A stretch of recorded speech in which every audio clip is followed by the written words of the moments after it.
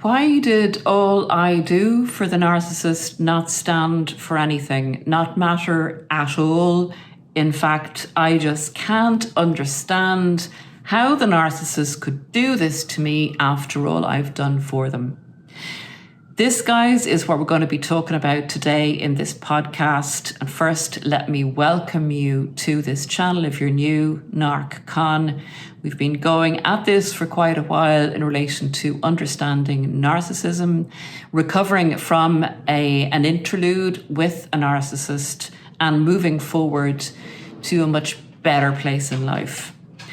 Again, coming to you from Manhattan and really enjoying this energizing city.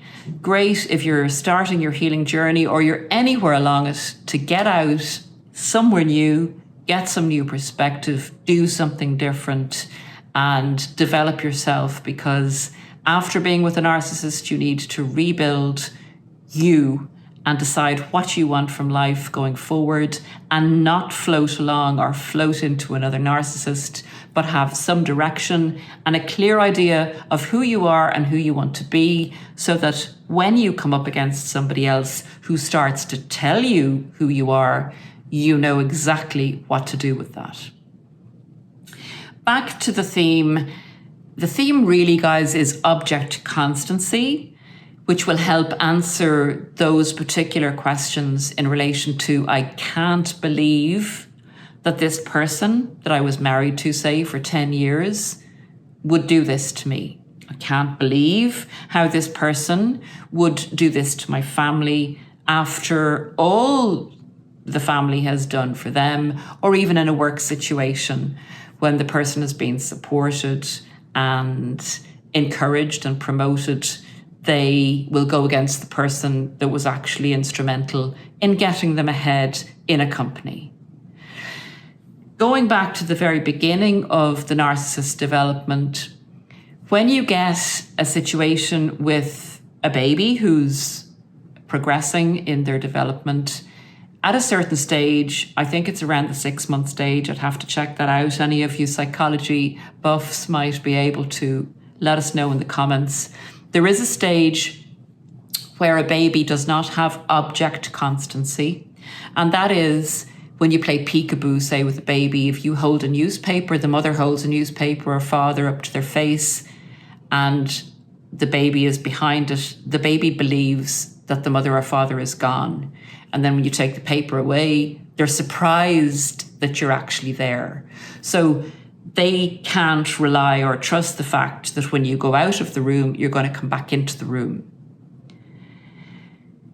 The narcissist stays like that throughout their life. Now, not that a person goes out of the room and they don't believe the person's going to go back into the room. That is a very simplistic way of explaining object constancy. It basically means that what has gone before is not remembered, does not qualify when the narcissist is making a decision as to how to act in the particular moment in time. So they don't, in their decision-making process, take in the fact that, say, for the last 5 years, you have slaved for them, you've given them money, you've loved them, you've fought their battles for them, you've defended them against other people.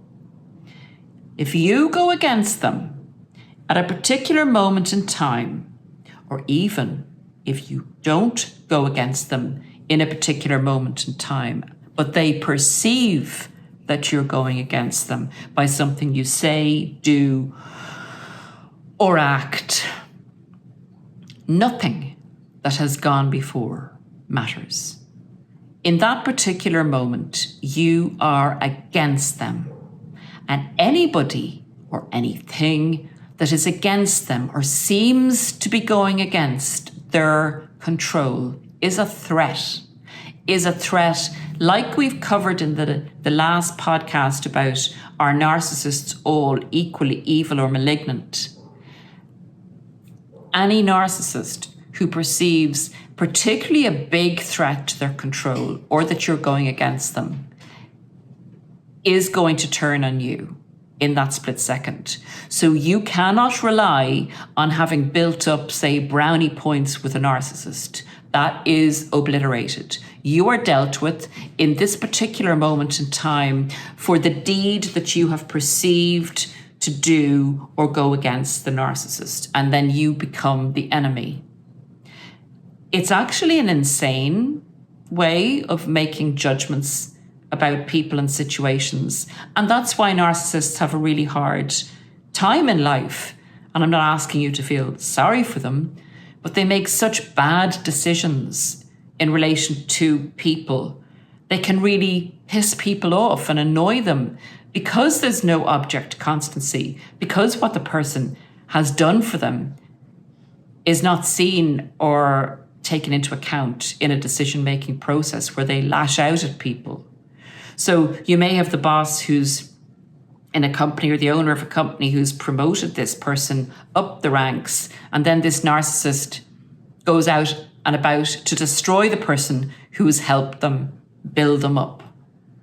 It doesn't make sense. It makes a lot of enemies for narcissists. And at some stage in every narcissist's life, those hens or whatever you want to say will come home to roost. Those decisions that they've taken against people who were loyal to the narcissist to a T, those decisions eventually catch up with a narcissist, and that's what we call karma. Now, you can have people that the narcissist appears to be loyal to, and they are people who are constantly backing the narcissist up and doing, great things for them. If the narcissist perceives that person stepping out of line, they will bring certain behaviors, certain punishments in to bring that person back into line if it's a minor threat to control. So they will maybe give that person a mini discard. And this is not just in the intimate relationship. This is with friendships or people who promote their brands or their causes, just people who they perceive as being useful to them.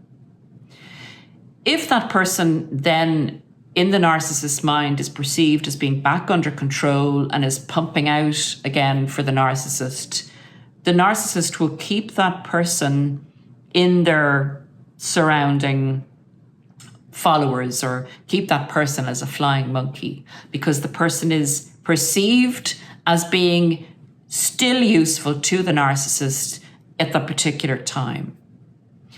However, even if that person takes the punishment and gets back under control and is still useful to the narcissist at this particular time, but another person comes along that the narcissist perceives as being more useful to them, they will then transfer their allegiance or loyalty, such as it is with the object constancy issue, and bring that person into the favorite position, replacing the person that was still useful to them, but not nearly as perceivedly, if you can use that as a word, useful as the next person that comes along.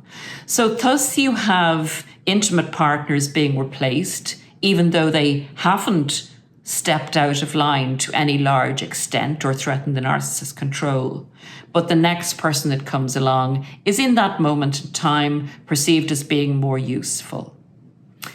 That's often why the narcissist will, when this new person does something maybe to threaten the narcissist's control and it's too big an issue, the narcissist will go back and reignite their other source of supply and hoover. So basically, the narcissist doesn't add up all the things you've done for them throughout the lifetime or the lifespan of the relationship that you have with them. They don't have object constancy. They will replace you in a moment. They will decide that you're good and that you're bad. And you're good again and bad again. Because they're very unstable and their decision-making process is insane. And this can happen over the course of a year, a week, or a day, or an hour. Whatever matters most to the narcissist is what matters. You do not matter to the narcissist. The only thing that matters is your usefulness and your perceived loyalty to the narcissist. There is very little that you can actually do to have any influence on the narcissist's thought process. You can do everything possible that you perceive the narcissist wants you to do. But if the narcissist perceives something out of their paranoia that you're not doing or that you've done against them, you will be binned. And, or if another person comes along, they perceive that will do the job better, you may be shelved rather than binned, but it feels like being binned to you. They will come back to you if they decide they need you again. And then they will decide that they'll forgive you, or they'll try you out again and they'll punish you. And if you are suitably chastised or chastened, they will allow you to be useful to them again. So guys, dealing with narcissists and you thinking or hoping that loyalty to you will mean something, and it's really hard to get our heads around why, after all we've done for a person that's a narcissist, after everything you've done, given, or belittled yourself even for, that the narcissist just doesn't care.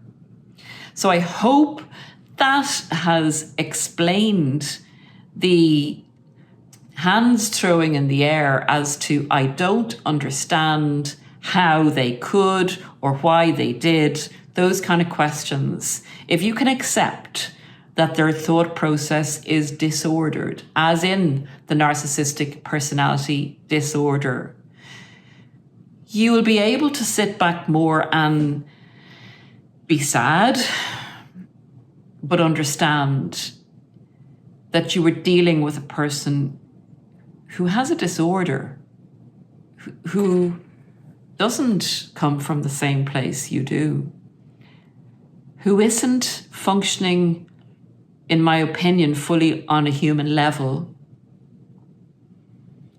who's actually very, if you want to use the word cruel, who actually doesn't care. And it's just all about them and their survival, no matter who gets destroyed or who stands in their way. I leave that thought with you guys, and any questions or any examples you can give, please leave down in the comments. Really helps other people when a comment resonates with them about a situation you may have come across and they go, bingo, that happened to me. That happened to me. It's happened to somebody else.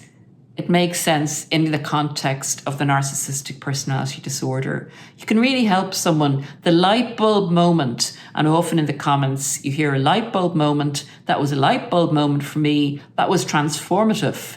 That helped me really overcome my angst, my sorrow, my discombobulated mind. It's helped me on my journey. So guys, don't underestimate what your comment can do for somebody else. Take great care of yourselves, and goodbye for now.